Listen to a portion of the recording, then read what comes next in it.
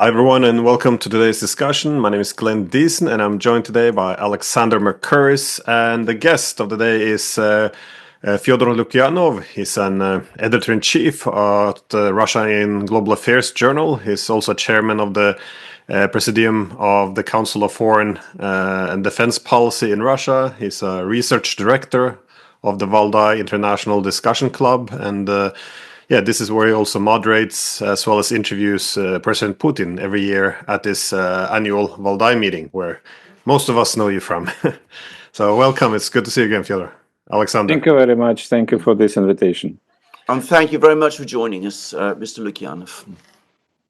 So I thought we could start maybe just addressing, I know everyone these days are talking about Trump, but it does, what is interesting, I guess, with this election also in terms of relations with Russia would be that he differentiates himself very much from the rest of the political class in Washington in terms of how he imagines relationship with Russia, but also, his desire to obviously end the Ukraine war. Now, however, he's also been in power before. As we know, in 2016, he argued the same. Getting along with Russia would be a good thing.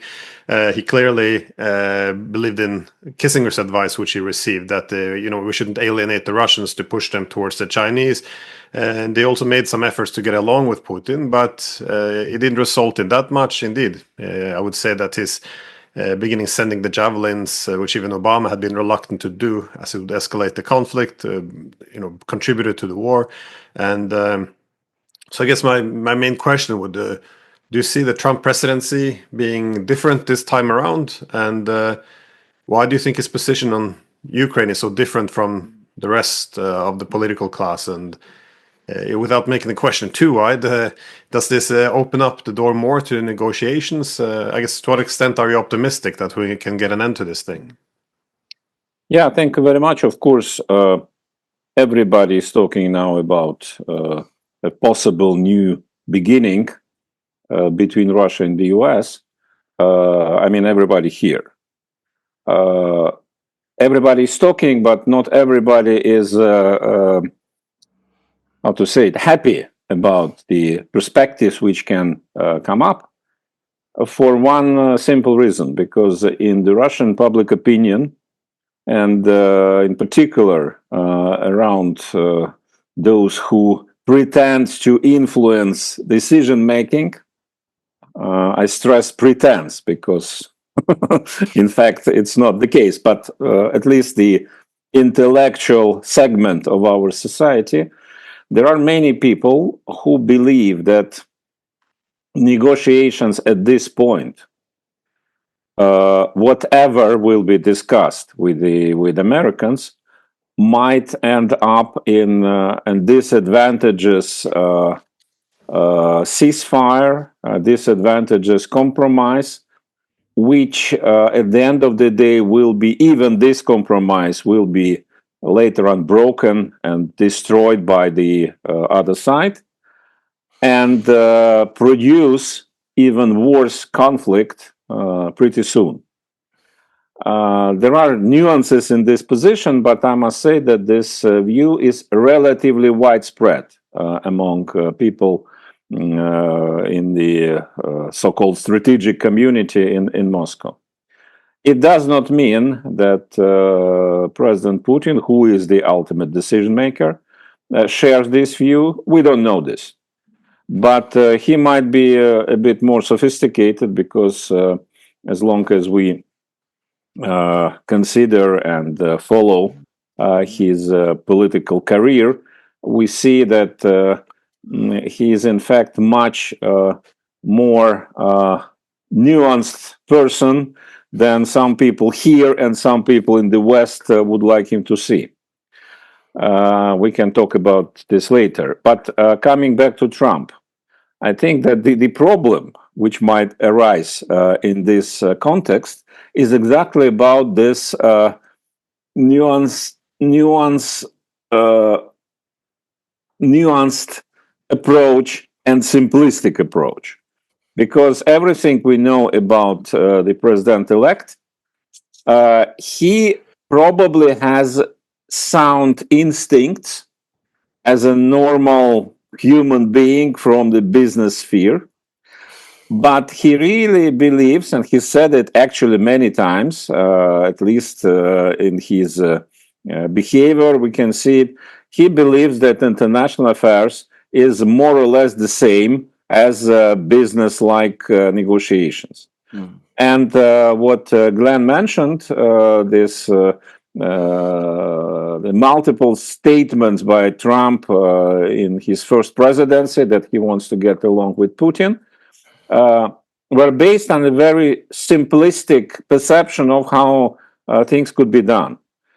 To simplify even more, he probably believes that we should get rid of this nasty Ukrainian problem, because for a reason which I don't understand, but something is there, Putin wants that, okay?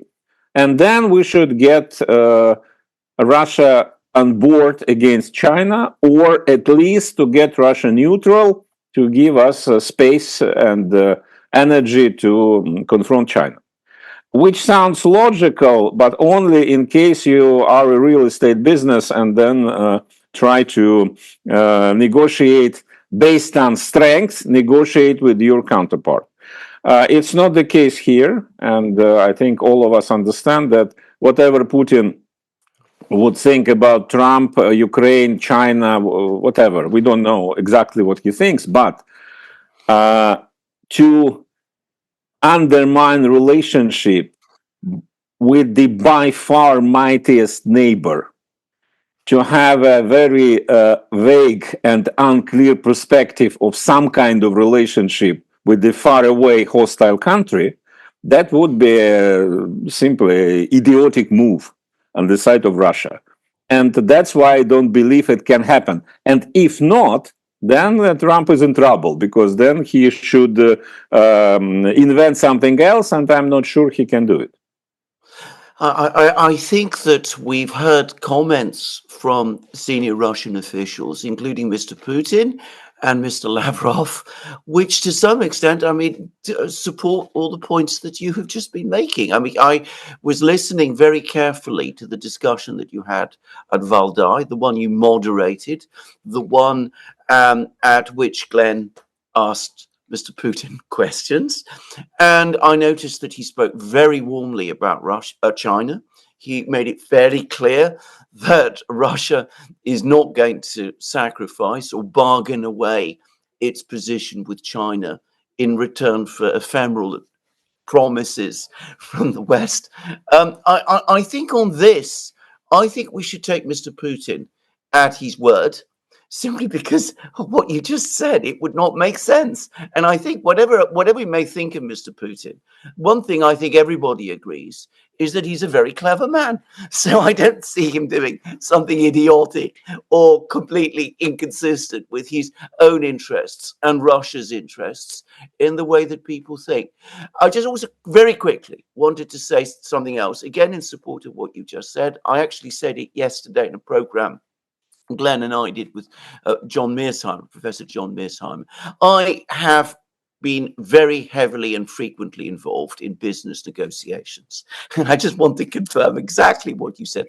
Business negotiations, deals in business world are completely different from international diplomacy. The two are completely unlike. There is no similarity between the two. And anybody who thinks there is completely misunderstanding things and is going to get this completely wrong. Now, that's just a few things I wanted to say. Can I just move on to a particular point? Because there's a very widespread view in the United States, which I think extends beyond Trump, that the Ukraine conflict has gone as far as it can from an American point of view. Whatever objectives the Americans had, they've not really been fulfilled at this time. And the point has been reached to bring it all to an end. Senator Rubio is saying this, and he's going to be the Secretary of State. Mike Waltz, the new National Security Advisor, is saying this. Lots of people are saying this, but they all seem to be talking very much around this idea of a freeze of the conflict on the existing lines, and also potentially at some point in the future putting the question of NATO membership for Ukraine to one side, but perhaps revisiting that in 5, 10, 20 years or something of that sort. Again, I understand completely. You do not speak for the Russian government. Let's get this absolutely clear. But is your sense that in Moscow, the community that you said, the strategic community, and potentially the Russian government, would they favor this idea? Is this something that they would consider, or is this really not a response to Russia's own strategic concerns with respect to Ukraine? Yeah, I probably I should tell you one thing, which is a little bit broader than what you asked, but might help to understand some logic, some principles, which Mr. Putin is guided by, and that might be an answer to a question as well. If we look at military conflicts, at wars in last couple of decades, most of them were launched and conducted by the United States. In those wars, be it Afghanistan, be it Iraq, be it Yugoslavia, Libya, some minor conflicts or interventions like, I don't know, Somalia or what was it, Panama, Haiti, yeah, sorry. The end game has been always formulated as exit strategy. Americans did some job, rightly, wrongly, we don't discuss it, but did some job with certain purposes, which could be achieved or not, rather not than yes, but okay. And then at a certain point, with some success or without any success, Americans started to talk about exit strategy as the final destination of this conflict. How to withdraw without making situation even worse for the United States. Sometimes it worked, sometimes not, like in Afghanistan, for example. But what I would like to stress is the very principle. You intervene with some aims, grounded or less grounded, but you believe those aims are worth intervening. Then you see the result. The result might be different, but then you say, okay, fine. Now we withdraw and turn the page. And in all those conflicts, you never heard in the American, in the Western narrative, the notion of victory. Okay, Bush said that he won in Iraq, but no one can consider that in a classical understanding of victory as before.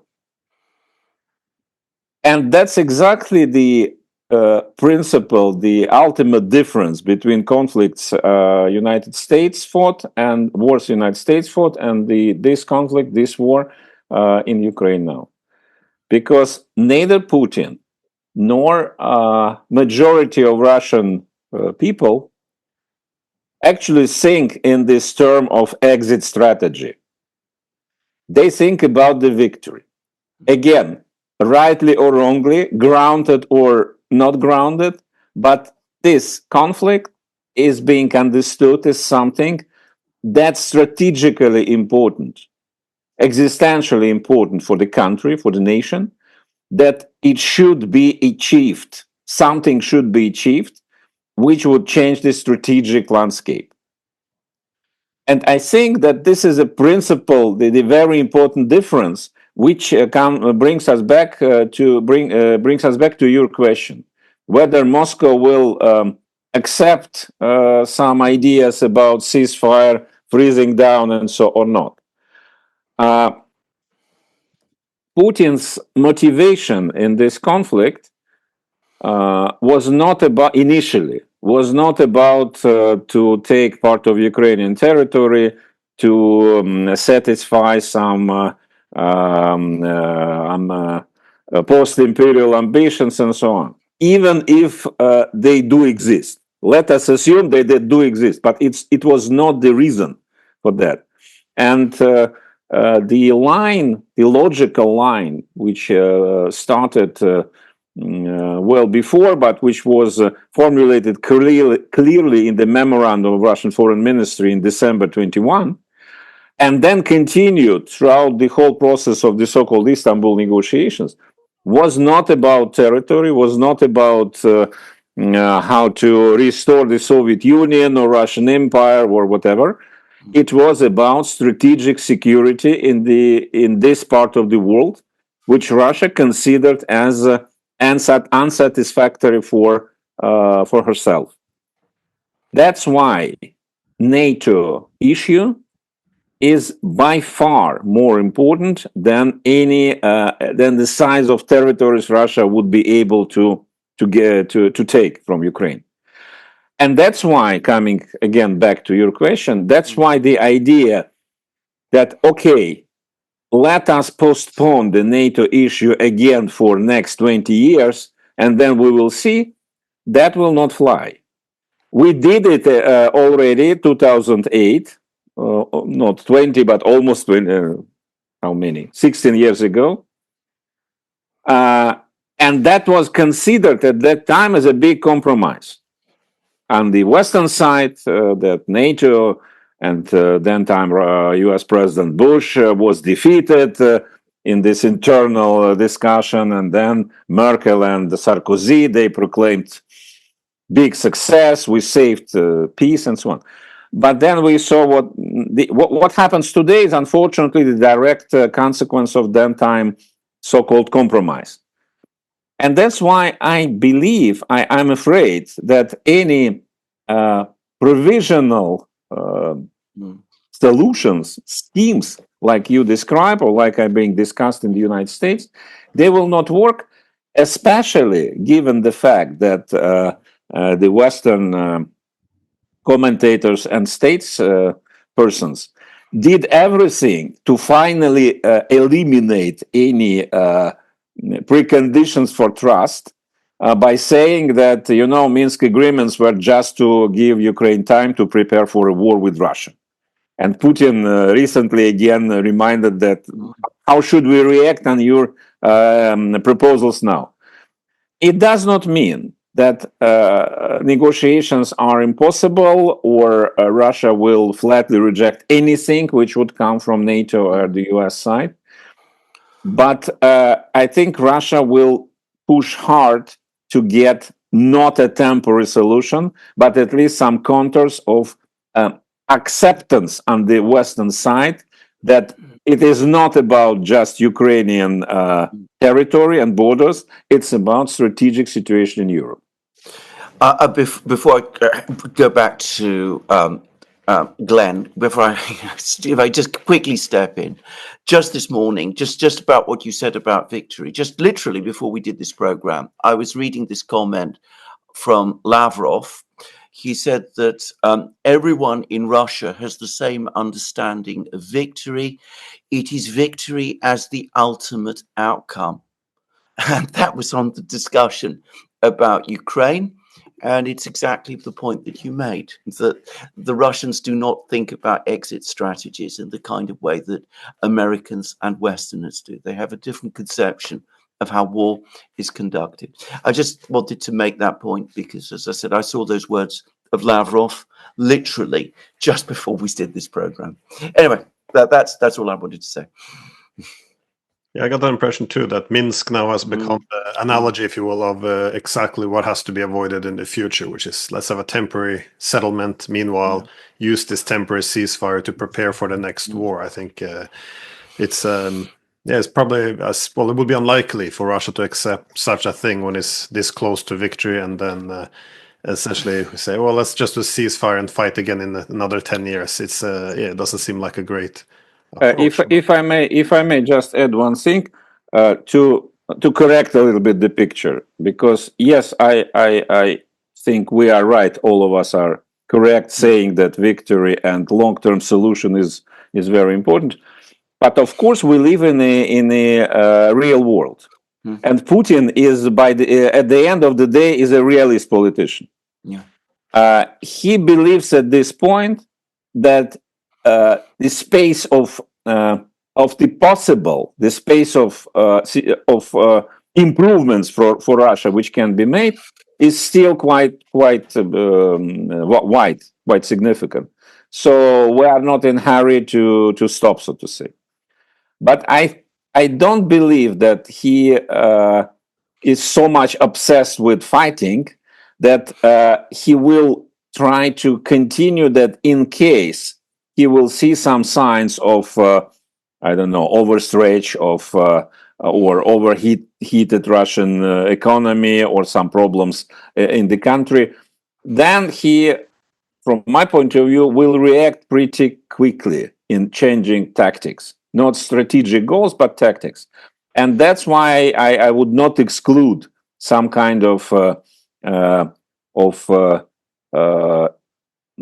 situation when a ceasefire or negotiations will happen before goals will be achieved, which he would see as the final ones. It's one thing. Another thing, much cynical. We know we live in the information society everywhere, in Europe, in the US, in Russia. The victory is what you declare to be victory. Yeah. If you need it. So. Yeah. Well, I've seen some efforts, perhaps, at narrative change. That is, it's coming mostly from NATO and Washington, where they're saying, "Listen, Russia wanted to take all of Ukraine to restore the Soviet Union.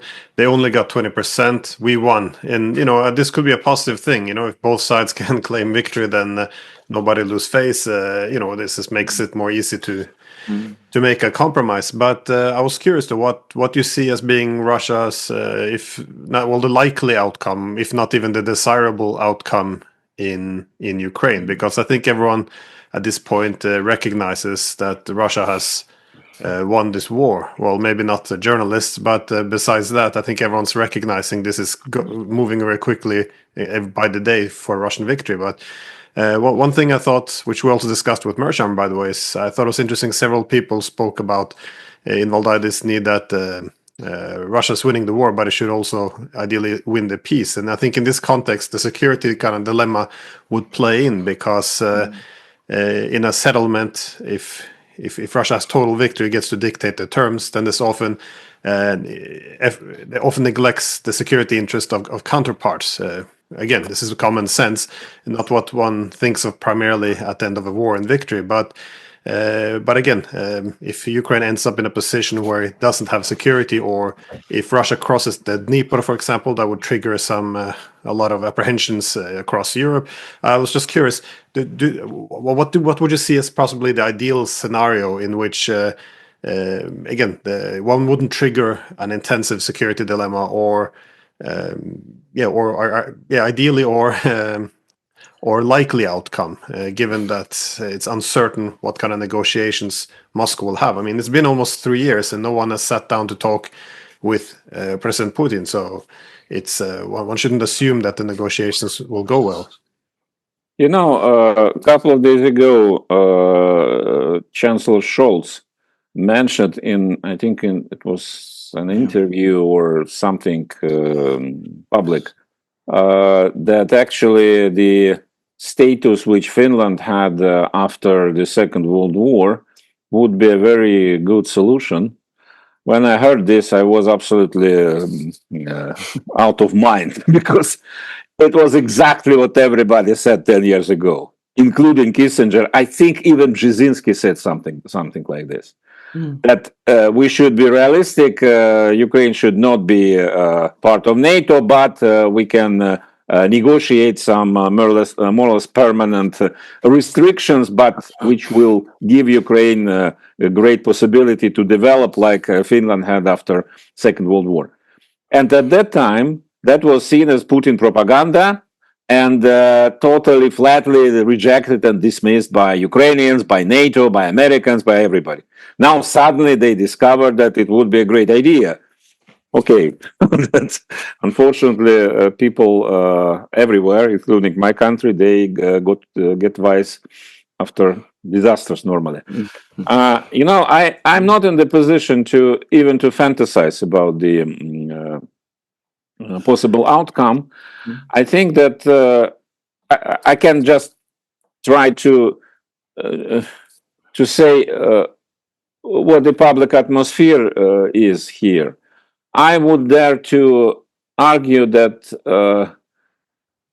the initial idea by some turbo patriotic forces that Ukraine should not exist after this war, that Ukraine as a unit, international unit, should disappear. Okay, let us give those bastards in western part of Ukraine to Poles and Hungarians, but the rest will be part of Great Russia and so on. We still have some people speaking in this manner, but those are very marginal and not reflecting any official or even any widespread position. I would say that the general mood is moving towards understanding that Ukraine will be in place, in limited, in restricted borders. Putin says frequently about Russian historical territories. Of course, I'm personally, myself, I'm not in favor of referring to history when it comes to political process, because then we can start it, but we never stop, because the history is absolutely without borders and time limits. But more or less understandable what can be seen as territories which Russia historically sees as part of the core of Russian space. And you mentioned, Glenn, you mentioned crossing Dnieper. Yeah, sure, but we understand that from military point of view, it's extremely difficult, and that might happen only in case of collapse of Ukrainian defense at all. And in case of collapse of Ukrainian defense at all, that's the next question, what the West and NATO will do. Because to accept collapse of Ukrainian defense and collapse de facto of Ukrainian state in the current form would mean giving up. Which until recently at least was not seen as any option for NATO at all. Russia should be defeated on the battlefield, and that's it. So, of course, with Biden or Harris administration, I would be probably more concerned about the hypothetical response in this case, in this scenario. With the Trump administration, I don't know. The difference, again, it's a broader issue, but I think very relevant to this topic we discussed. The difference is, from my point of view, very clear between Trumpian people and pre-Trumpian people. Biden framed the whole international world, the whole sphere of international affairs, as a struggle between democracies and autocracies. And that was continuation of a very long tradition of American policy, which ideologically existed for probably centuries, but in practical terms came after the end of the Cold War. And all presidents, starting from Bill Clinton, more or less follow this line. If so, if you see it in this line, then of course Ukraine is absolutely essential and existential, because this is the place where battle between autocracies and democracies happen. Fortunately, Mr. Trump doesn't share this idea at all. He doesn't see world in this way, and I guess even most of his entourage they don't. Which means that in case of possible risk of Ukrainian defeat, they will not tend to see it as defeat of the whole American policy since decades, which is good. But at the same time, we know that Mr. Trump is about showing strength, not using force necessarily, but showing strength. And that's the question: how he will react to show that America is still very mighty, even in case Ukraine is defeated. Mm. Can I ask? Can I just move a little bit beyond the question of Ukraine, the specific issue of Ukraine? Because one of the great problems is that everything now, the whole relationship between the West and Russia, is now framed by the one issue of Ukraine. And of course, I'm not saying that isn't a major problem, but there are so many other things that we need to start thinking about. At some point, one would like to believe that a dialogue between the West, between the United States and Russia, and between the European powers and Russia would resume. Is that also a perspective in Russia? I mean, do Russians?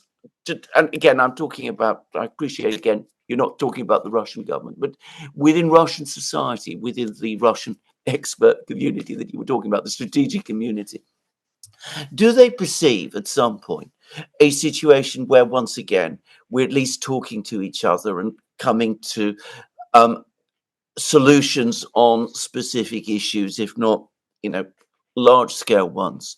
Because putting aside these very complicated and unrealistic chess games that Americans especially are addicted to, playing Russia off against China and all of that kind of thing, which isn't going to happen. Security in Europe, and of course, Glenn and I are in Europe. Security in Europe is impossible without Russia, and achieving security and peace in Europe is a worthwhile objective in itself. So could you just elaborate a little on what you might think the Russian perspective on this might be? Yeah, that's a very important question. And I think that the perception in the West is, again, slightly distorted, because people who actually want to end all this mess and who are not hawkish, they used to argue in the way you did, just that, okay, it's a terrible problem, we understand, and it's very difficult to come to terms, but the world is much bigger. And by the way, this conflict demonstrated that the majority of international community, they basically don't care. I think it's another, we can discuss it. I think it's one of the most important outcomes of this conflict. But that's exactly the point on the Russian side, that yes, indeed, we are ready to discuss plenty of important issues, global issues, regional issues, with Americans, with Europeans, with Japanese, whatever. The next day, when the Ukrainian issue will be settled, not because we are so careless about what is happening in the world, but because this is the absolutely key element of the future European Eurasian stability, that we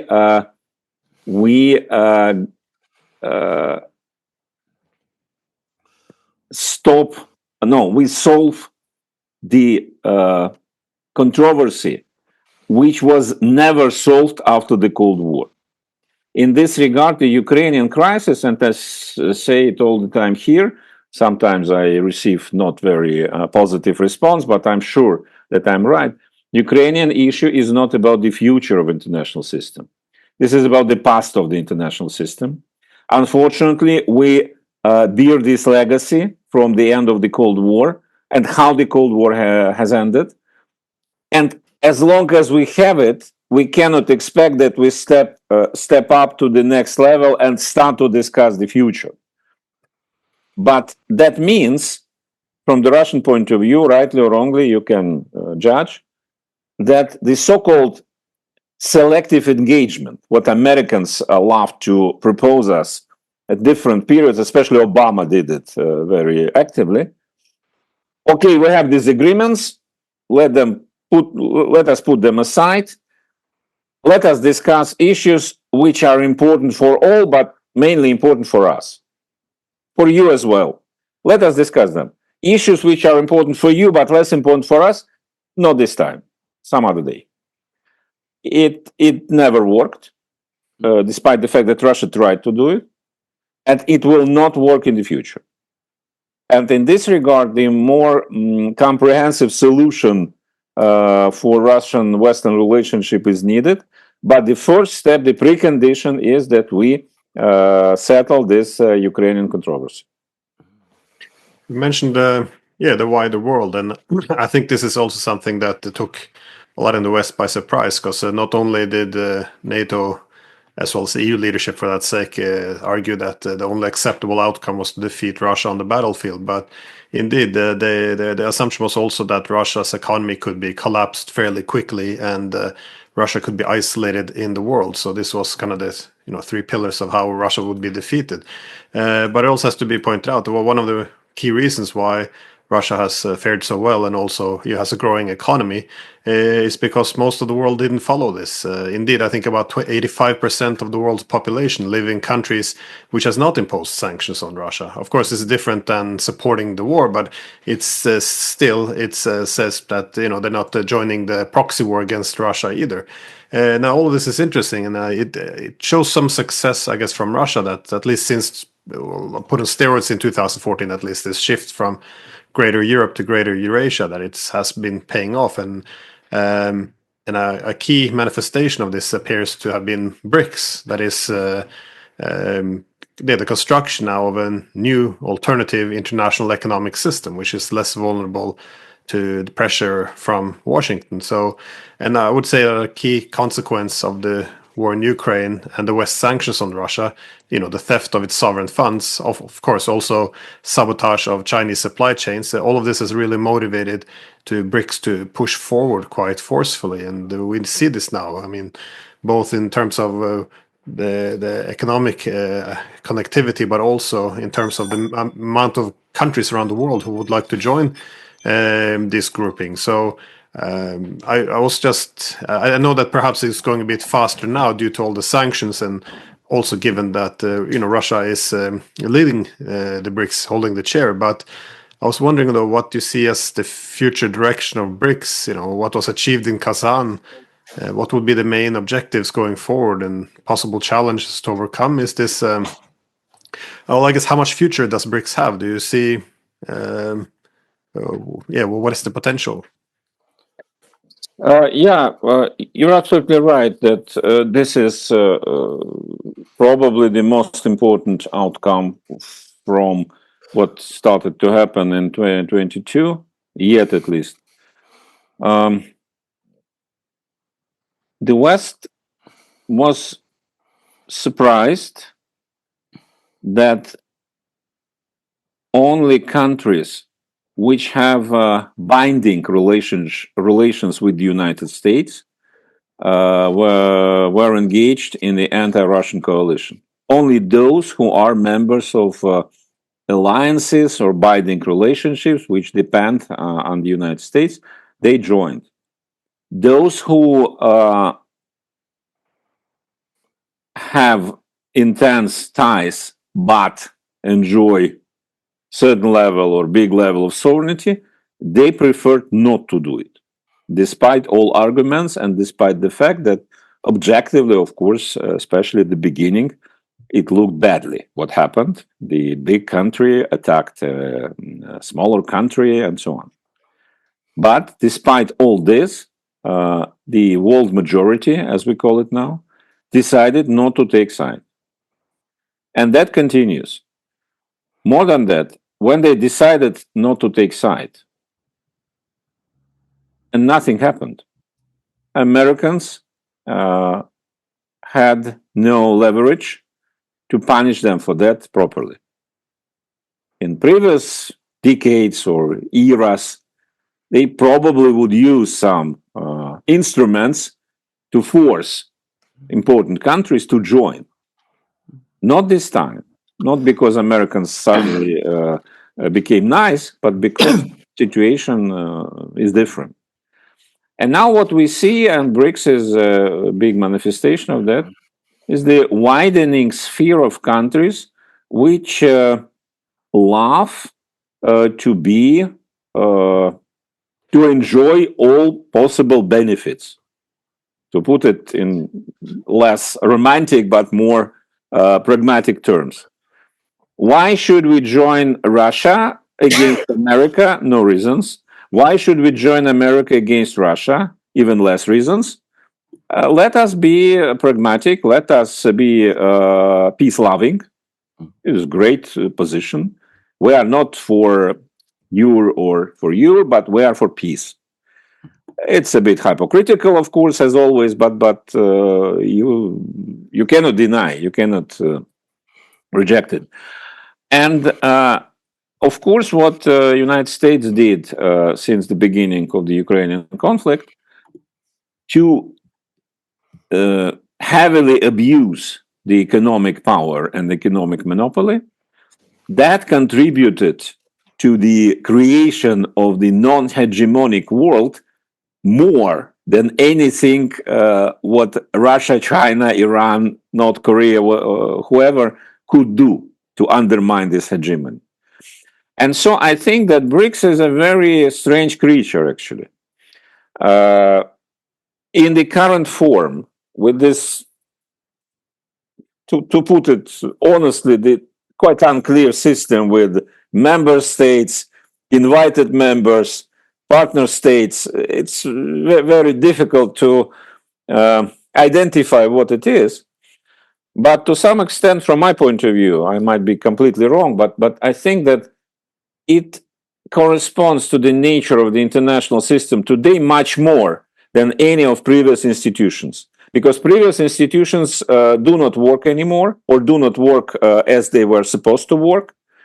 While these BRICS with the unclear and vague, flexible, but widening field of relationships gives opportunity to participate in the creation of this new space. It's not a world order. I think it's very important. It's not, BRICS is not a new world order. BRICS is an alternative space for interaction, which is not against the West, but trying to bypass the West. Do what you do. Of course, we respect you. America is great. Europe is still, but let us operate in a way which we believe is better. And of course, on the American side, it is perceived as anti-American because Americans don't like anything except what they initiate. But in fact, this is really a creation of a new area. Whether it will be successful and how quickly it will be successful, it's a completely different story. Because when I hear that countries like Libya are ready to join, or Bolivia, or many very respected, but to put it mildly, a little bit problematic countries declare that they will join BRICS, I don't know exactly how it will look like. What is the indicator and the day when the BRICS will invent something to have an alternative payment system without dollar or euro? That will be the day of the end of the American hegemony in the world. It's very difficult. I'm realistic. I understand that the dollar is a reserve currency, not because Americans are so mighty, but because it's extremely comfortable. It's very good mean to use. But the trend is very clear. Everybody understands, even those who are not in the conflict with the United States, they understand that anymore they cannot rely on dollar as before, as a neutral instrument. It's not anymore. I mean, what you say about, I think, the global majority and the development of BRICS, I think that is clear to any objective and impartial person of the world that, in fact, this is it's not been created by the events of the last 3 years, but I mean, the events of the last 3 years have been a catalyst moving that process forward. But again, could I just ask a question about Russia specifically? Because obviously, Russia is now a core member of the BRICS. Russia is involved in relations, it's developing relations with many, many countries. How does Russia perceive itself? Does it perceive itself still as a European country? Because, of course, we used to have, the language of General de Gaulle, Europe from the Atlantic to the Urals. We had the Gorbachev idea of Europe, the common European home. We had the idea of Europe from the Atlantic all the way to Vladivostok. Or has Russia outgrown this? Is it now seeing itself perhaps as a player that has, if you like, burst the bonds that once tied it to Europe in the way that it did? Because this is something that I think that some people in Europe are worried about. You do, on the fringes, and I have heard this, say that we've lost Russia, that Russia is no longer part of Europe anymore, that one way or the other, either it's Mr. Putin's fault. I mean, we always talk about Mr. Putin to an exaggerated extent. Either it's Mr.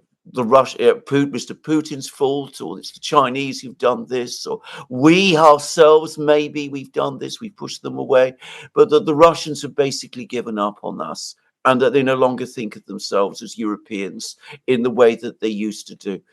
Have you any thoughts about this? I mean, I'm not suggesting that you speak for everybody in Russia, obviously, but perhaps you could just, give us your views, because this is a debate that is taking place. Especially, I should say, in France, but in Britain too, to some extent, even in Germany. To rephrase old meme, old formula, Russia is too big to lose, too big to be lost. You cannot lose it. So so even if you want.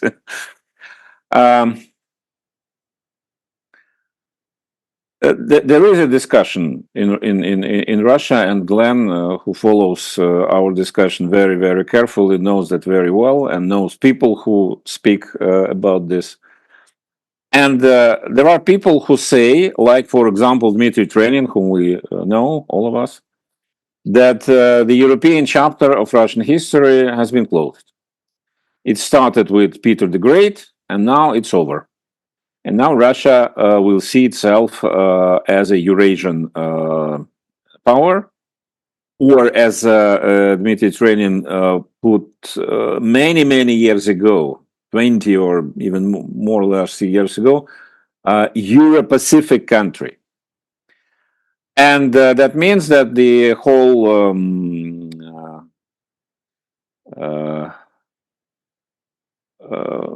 landscape, intellectual landscape, will change. That's one view. Another view is that in the framework of the Eurasian security, we should be distant from everybody, so that try to behave like the global majority, to be, so to say, to enjoy benefits from all sides, including the West. And there is some logic in that, because how much warmly Putin talks about China, but there is objective situation that China is an enormous power close to us, and at a certain point, one beautiful or not very beautiful day, we will discover some frictions with them and some controversies. That's inevitable. That's how international affairs works. So we need to have counterbalances and so on. My personal view on this is less linear. I think that when we speak about Russia as part of Europe, we need to clarify what do we mean by that.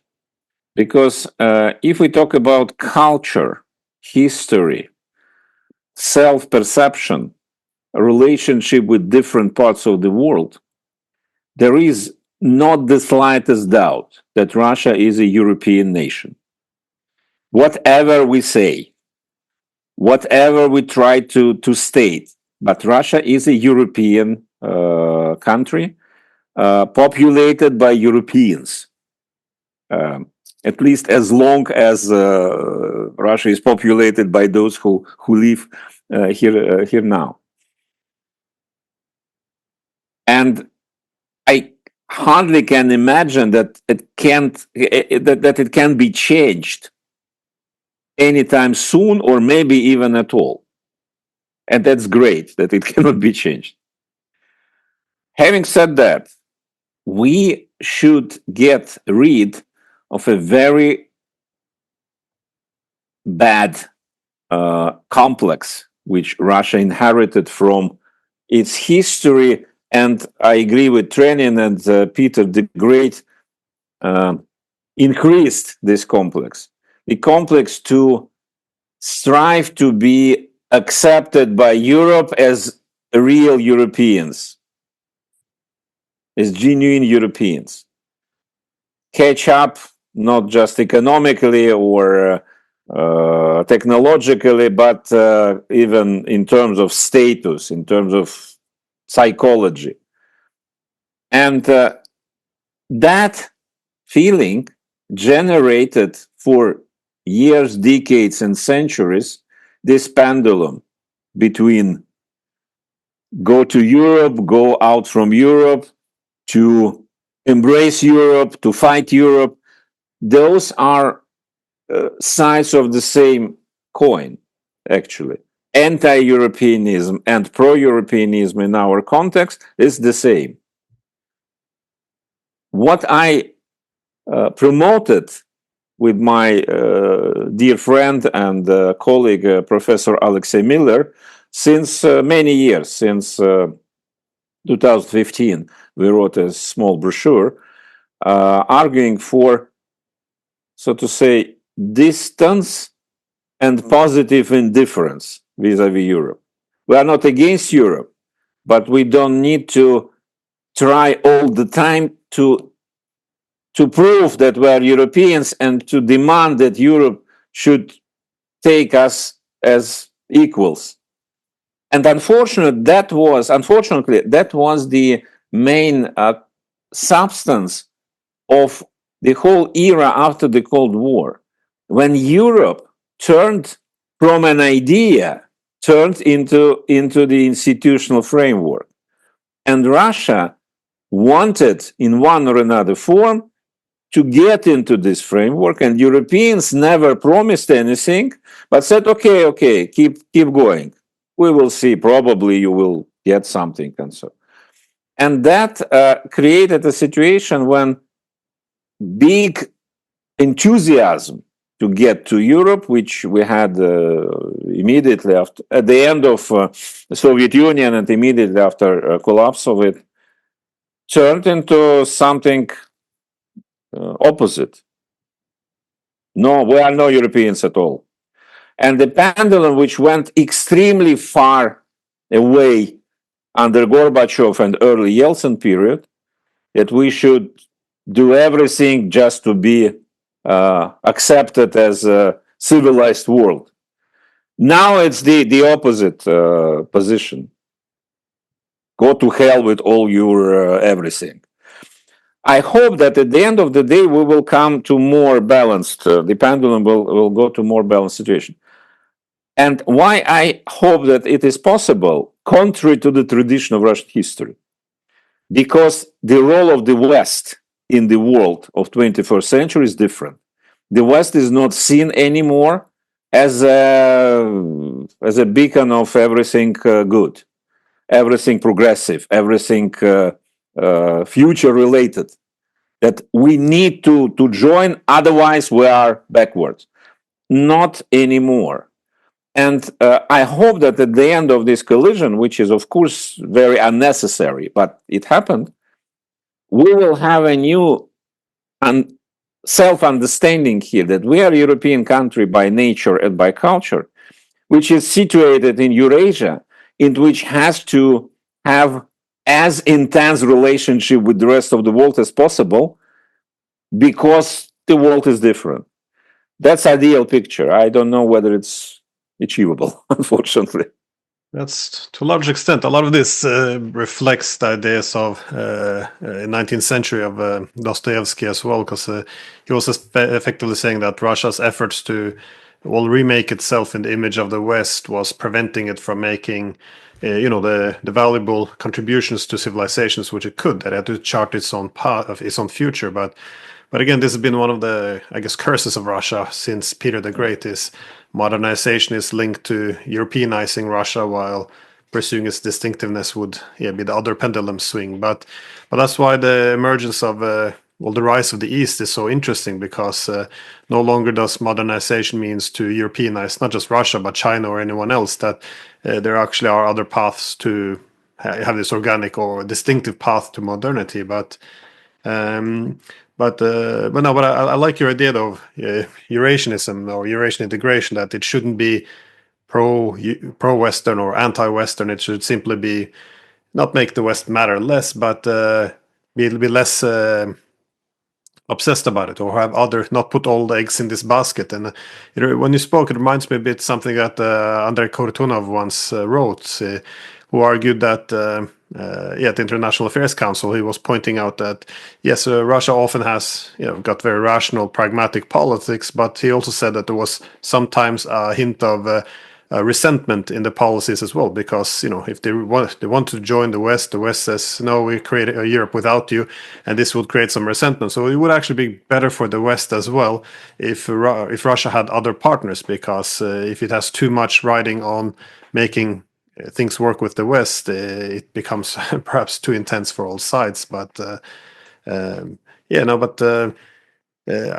do take your point on this on the identity, though, that it should that Eurasia might change its identity even though the origin is European. But I was curious, because we also said the Eurasianism means, of course, diversifying the economic ties, which is important more now than before, but also diversifying political ties. But I was curious in the security space, because this is a last vector. Like, to what extent would Russia seek Eurasian security solutions? Because we know the Chinese, for example, are renowned for wanting to avoid military alliances for a variety of reasons. But do you see any possibilities of other security cooperation with China that doesn't fall within the category of an alliance, or possibly Iran? This is also, I remember back in the early 2000s, it appeared Iran was almost a bargaining chip to score a good deal with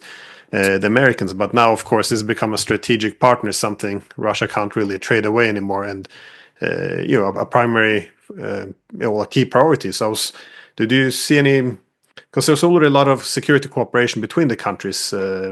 But did you see this being possible in the future, formalized into something resembling an alliance, or does Russia also prefer to keep it a bit loose, like BRICS, with less formal ties, as this alliances has a tendency to create counter alliances, alienating the Israelis or the Arabs, something which would necessarily work in Russia's interests? First of all, if I may, you mentioned Eurasianism. Of course, it's a different, very long and extremely interesting discussion, but just one point. I think that Eurasianism in a classical form is a very interesting and intellectually provocative and intellectually rich theory concept, which is genuinely Russian, which is important. We don't have so many concepts created here. We normally took some foreign concepts as well. But I don't believe that Eurasianism, as it was created 100 plus years ago, is applicable to today's situation and to the future situation. Because Eurasianism, if we remember the history of it, that was actually a intellectual reaction to the collapse of the empire, looming collapse of the empire, and to the absolutely disastrous development in Europe, which followed soon after beginning of this idea. And that was a very much decadent view, an attempt to imagine, to invent something which can replace the order, the world which is collapsing around us. Which is very interesting, but it has, from my point of view, absolutely no grounds for creating something new now. On the other hand, Eurasianism understood in the new light should be based on, yes, on economy, and probably even more than economy, it's the connectivity, the creation of Eurasia, which is totally interconnected by roots, by relationships, different kind of relationships, including alliances, probably. But frankly, I don't see countries in this area which would be ready to engage in strictly binding permanent alliances, including Russia. Why China is not in favor of alliances for this of alliance with Russia or alliances at all?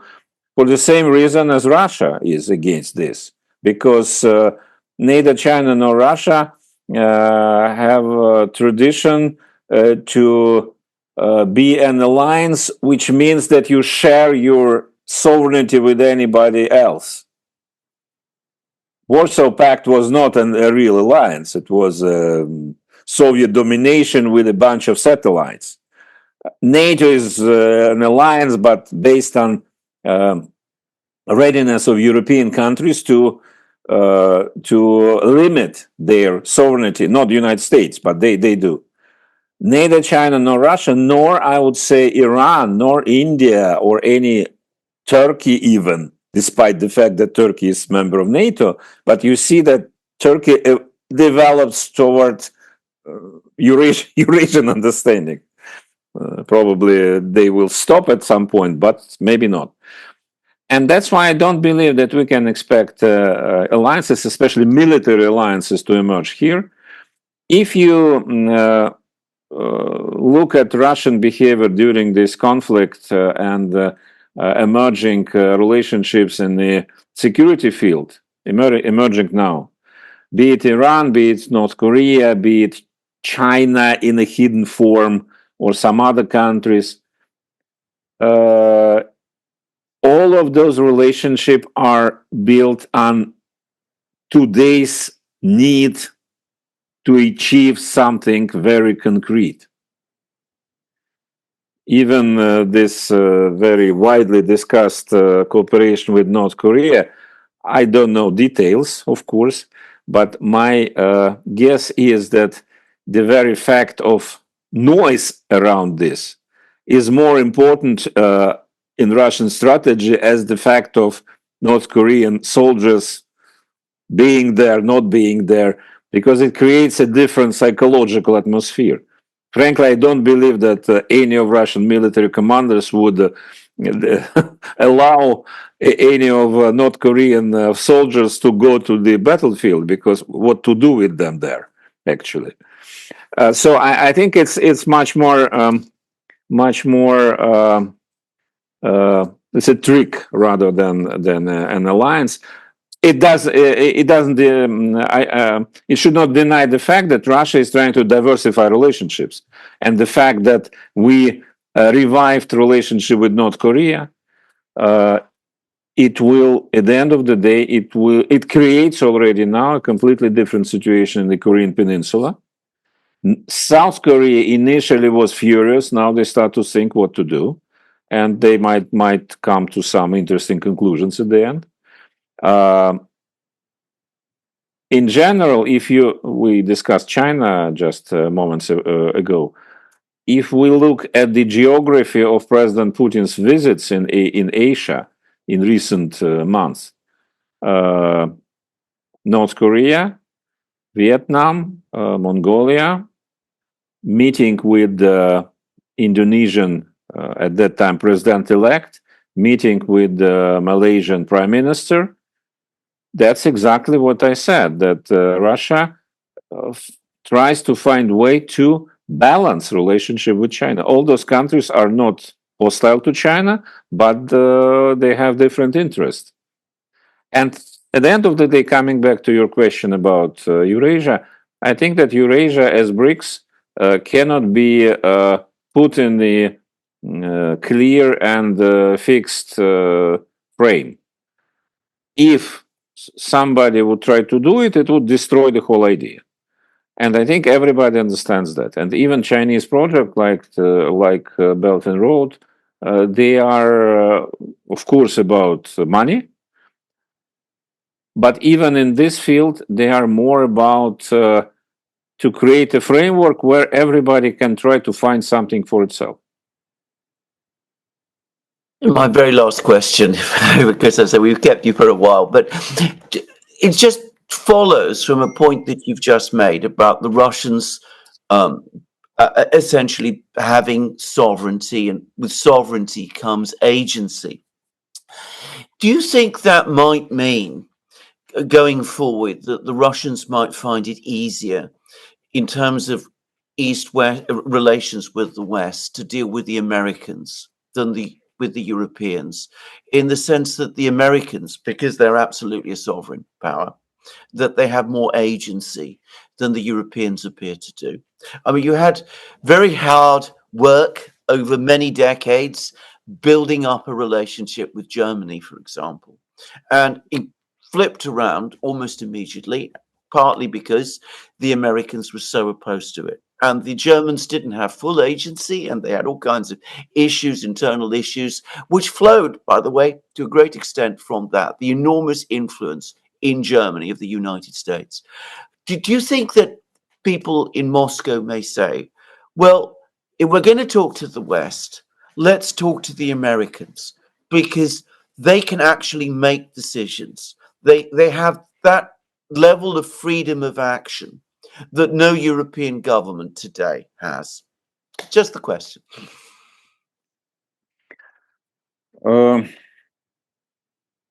I don't know what will happen to Europe in years to come. I think we should disregard the current hysteria around Trump, because it's rather, what is the word, the moral hazard, the panic. Of course, Trump will not destroy transatlantic ties. Trump will not withdraw from NATO and so on. So the first presidency of Trump was not good for Europeans, but it was no disaster. More than that, actually, what he demanded, they started to do. I mean, pay more for the membership, and that was not only him who said it to Europeans. But of course, whoever will follow Trump, the profound question about whether Americans will need Europe as much in the future as they did in the past is obvious, because world is changing, exactly what we discussed moments ago. The problem, actually, it's normal. It's nothing new. The problem is that the Europeans and the German politicians and people in particular, whom you mentioned, they believed in the end of history most of all. They really believed that history has ended, and things which happened to Europe in 20th century, in the first half of the 20th century, will never return. I can understand them, because Europe committed a suicide, actually, in the 20th century, and the period of successful European integration, first Western European, then all European, that was like a fairy tale. And it's so difficult to acknowledge that this fairy tale has ended. But the question is what to do next. And in Russia, years ago, and even maybe 20 years ago, at the point when Putin deeply believed that it was a way to find a place for Russia in the European-centric world, around Iraq war, when Putin supported Schroeder and Chirac in their opposition against George W. Bush. And actually, people don't remember that, but Putin was not very enthusiastic about this. He didn't want to do it, actually. He never supported, of course, Iraq war, but he believed that at that point, okay, let Americans do stupid things they want to do, but our relationship with Americans is more important. So and the European leaders, Chirac and Schroeder, convinced him that no, we need to come together and to resist and so on. And he decided to do it, I think, for practical reason, because he expected Europe to reevaluate possible models for a relationship with Russia after this. And at that time, we had a lot of intellectual discussions here that now we see that Americans are going global and militant, and so Europeans don't need it. So now it's time for Europe, and we will support that, to understand, to realize their strategic interests. And the strategic interest of Europe is, of course, to get together with Russia, Russian resources, European technologies, money, people, and so on. Nothing like this happened, because after Putin supported France and Germany against Bush, and then he, so to say, asked, okay, what next? Let us work together and cooperate. They said, yes, of course, great, thank you very much. Now please go to Brussels and start negotiations about some new treaty. And, this is European integration. We cannot do much. This is not our prerogatives and so on. And, of course, it didn't work. But why I say it? Because at that time, it was a strong belief in Russia among some important people that Europeans will evolve into much less America-centered, dependent, to much more strategically autonomous group or nations and so on. I think since that, everything which happened since that, not only during Ukrainian conflict, but even before, demonstrated that it was not realistic at all to expect such development. Europe doesn't know what to do in case Americans will decide to abandon them. Or at least, okay, not to abandon, but at least to decrease involvement, as Trump probably will do. Because during the Cold War, at the height of the Cold War, at periods which were absolutely awful and nasty, like the beginning of 80s, when Ronald Reagan came to power in Washington and introduced immediately sanctions against German, Italian, French, British companies who participated in this gas project to extend the gas deliveries to Western Europe. Chancellor Brandt, President Mitterrand, who was Thatcher, I think, was the Prime Minister of Britain at that time. They went to Washington and convinced Reagan to remove sanctions, because that was stupid thing to do, and don't worry about geopolitical loyalty, but economically it will. And he lifted sanctions. Can we imagine something like this today? Absolutely not. And that means that European sense of self-interest has disappeared. I don't see any sources from which it can re-emerge. Even in the very unlikely case, because Europe is not America, in America, Trump can win. I'm almost sure that in Europe, even if similar forces will prevail, the masters of democratic manipulations will do something to remove them from real power. But even if they prevail, so okay, so what? Marine Le Pen becomes French president, and so what should she do with this landscape? I don't see a lot of options for her. That's why I don't expect any serious reshuffle of relationship between Russia and Europe. Unlike US, with the US, it's more it's unlikely, but it's more possible than with the European Union. Yeah, I thought it was interesting the word fairy tale, because I think it does explain some of the reason why there's an absence of pragmatism, which you find in the United States, because it's worth pointing out that in Europe, over the past decades, this ideology that developed of Europe pursuing this perpetual peace that is the end of history. Europe has transcended its own past.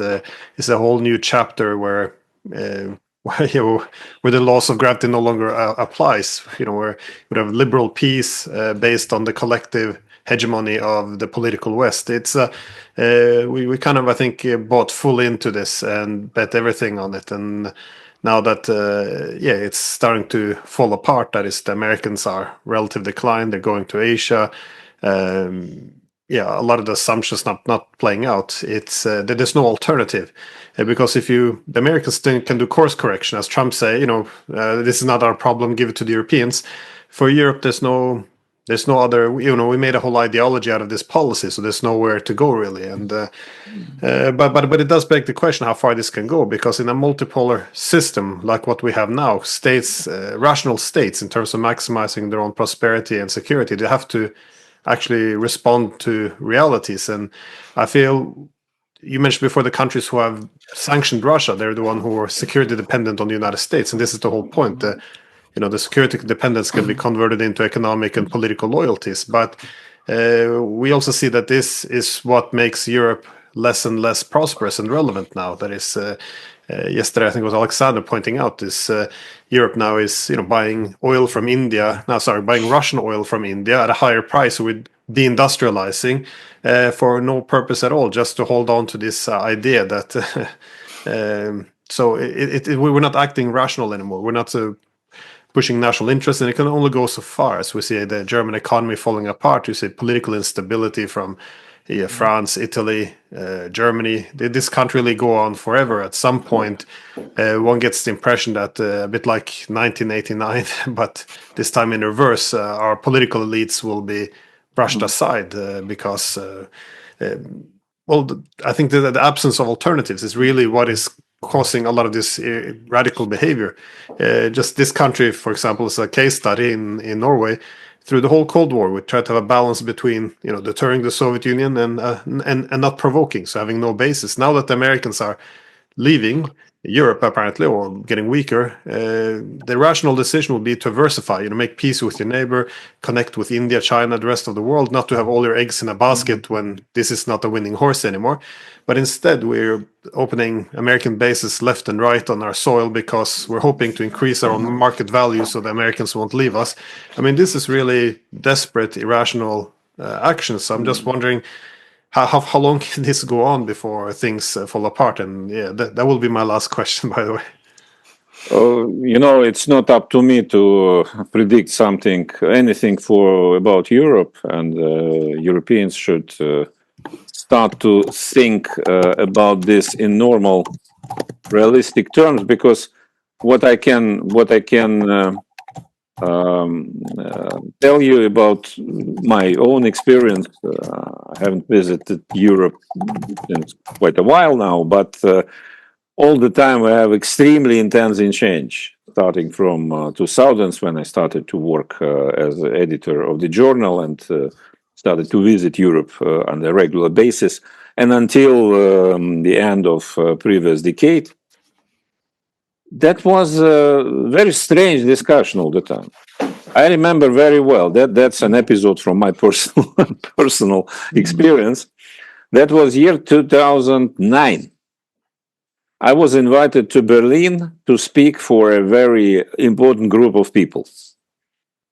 Think tankers, business people, some politicians, and so on. 2009, I stress, that was the beginning of still very great, but feelings of something. And then Greek crisis came very soon, and then this chain of crisis.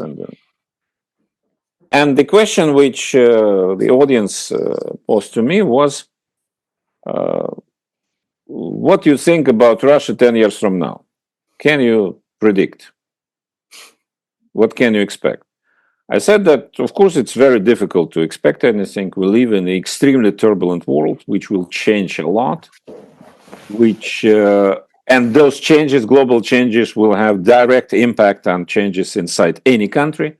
That's why Russia, and then of course, I numbered some pluses and minuses of our situation, trying to be more or less objective and balanced. And then I said that, of course, but unfortunately, we can discuss Russia, but we should discuss the European Union as well, because we don't know how European Union would like 10 years from now. Absolutely no idea, because everything will change. The reaction was they were laughing, all of them. They said, are you crazy? What are you talking about? Yes, Russia is unpredictable, totally. But here, we know exactly what will happen. Oh, okay, some nuances, but in general. Then I asked, okay, what will be here 10 years from now in the European Union? And they said, it will be like now, but better. Seriously. I said, okay, let's discuss 10 years from now. Unfortunately, 10 years after, I had no chance to meet them again. But I'm afraid that it was not because my audience was stupid. That was because the dogmatic framework, which we here in this country remember very well from the Soviet Union time, now it is there. And even today, when everything is crumbling and the world as prescribed in the directives of the European Commission is collapsing, but it's absolutely impossible for people in charge to get rid of that. And to some extent, I say a terrible thing now, to some extent, the war which is happening now, that's the only way to keep it going. As long as the war continues, you can, so to say, subscribe all bad things to Russia and not to think about yourself. But it will be over at some point. And then I think Europeans will ask questions, Americans will ask questions, and even the bosses in Europe will need to give some answers. And to give answers as they got used to give will be insufficient. Any final thoughts, Alexander? Well, I just to say, what Mr. Lukyanov just said, it reminds me of that expression. I think it was actually, well, certainly Thatcher, and it was, by the way, Thatcher who went to Reagan and said, you can't sanction us, and she was very, very outspoken about it. But anyway, just on this last point, she used to say very often, that which is unsustainable cannot be sustained. And she was right. It's absolutely true. I mean, you can disagree with her with many things. I certainly did. I opposed her on those things. But on that, she was absolutely spot on. She was completely correct about this. And I think in Europe, we're going to find that very, very quickly. And I agree, by the way, with what Glenn said. The very fact that the Americans appear to be in relative decline and are thinking about the rest of the world is making us go even further to try to keep them here, and in ways that are incredibly self-destructive and ultimately irrational. But this is the spasm that we're going through in Europe at this particular time, and it has to run its course, and eventually at some point I suspect it will. That's my last thoughts. Yeah, I heard the same from the Europeans now. They're going to start buying expensive LNG from United States because that will make Trump more interested in Europe. It's just it's quite crazy. But just one last comment. I think also it's quite understandable where the Europeans come from, though, because if you look at the 1990s, everyone wants to join the EU. The EU simply has to, set conditions. Just have better democracy, better governance, and will allow you to join. I mean, the ability to present themselves as a force of good and the alternative is some backward. Power politics, which we have already transcended. That politics effectively became, let's socialize the rest of the world to become more like us, because we already broke the code. It's a nice way to look at international affairs, but obviously, probably very delusional as well. So yes, if I may, just I hate to. I listened to myself and understood that I sound a little bit like an American neoconservative who knows better how others should live and do. To be fair, I must say that with all criticism we can have about Europe looking from the outside, of course, Russia is facing enormous challenges and will face even bigger challenges after this conflict will end. Not just direct consequences of this war, which will be in place as well, but I think we arrived, as everybody, as America, as Europe, as China, we arrived to the moment when previous experience should be reconsidered profoundly. We lived for several decades, for 30 plus years, in the after taste of the Soviet Union. It might sound strange, it's so many years since collapse of the Soviet Union, but mentally it was still there. It's very, very long process of reevaluation, and sometimes, even today, we see some attempts to restore some elements of the Soviet approaches, which will fail completely. It will not work. But it shows that there's an intellectual vacuum is here. We try to understand how to position Russia in this new world, not only in terms of geopolitical issues or economy, but who we are. And the idea of Russian civilization, from my point of view, it's very timely, but it's absolutely insufficient. It's good to start the discussion. We don't know what the Russian civilization is. And I think that at the end, we need to create a completely new perception of ourselves, which is not in place yet. And to say very terrible thing, the generation of rulers, of leaders of Russia today, they, as President Putin as well, they are much more about to close the chapter of the end of the Soviet Union and to give floor to the new understanding, new people and new ideas. Hopefully it will happen rather sooner than later, because of course this war, I agree with President Trump, this war should stop. But it's not, again, it's not the turning point, it's the beginning of a turning point, and that's as troublesome for Russia as for anybody else. Mr. Lukyanov, thank you very much. Can I just quickly say, as somebody who has to speak to neoconservatives, American neoconservatives, quite a lot, you have never at any point in this program sounded like one. Just to make that completely clear. Thank you very much from me. Yeah, I wish I would have put time in for questions about how this war has changed national identity and confidence and all of this of Russia, but we seem to be out of time. That's for another program. We can discuss it again. Yeah, absolutely. Yeah. Well, thank you so much again, Mr. Lukyanov. Thank you very much. Thank you. Bye-bye.